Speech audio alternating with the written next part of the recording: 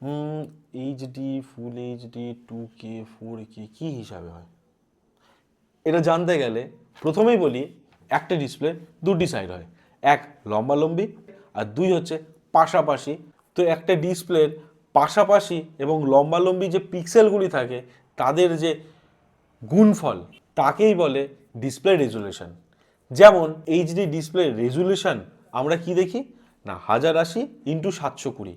তার মানে ওই স্ক্রিনটির পাশাপাশি 1080খানা পিক্সেল আছে এবং লম্বালম্বি 720খানা পিক্সেল আছে। এদের সমন্বয়ে বা গুণফল যেটা আসছে সেটা হচ্ছে এইচডি ডিসপ্লের রেজুলেশন। এইচডি ডিসপ্লের রেজুলেশন ডিনোট করা হয় 720p বলে। তবে এক্ষেত্রে পি মানে কিন্তু পিক্সেল নয়, পি মানে জানার জন্য আপনাকে নেক্সট ভিডিওটা দেখতে হবে। তো এই রকমই টেক ভিডিও আরও দেখার জন্য সাবস্ক্রাইব করুন আমাদের ব্রেন আনলক চ্যানেলটিকে।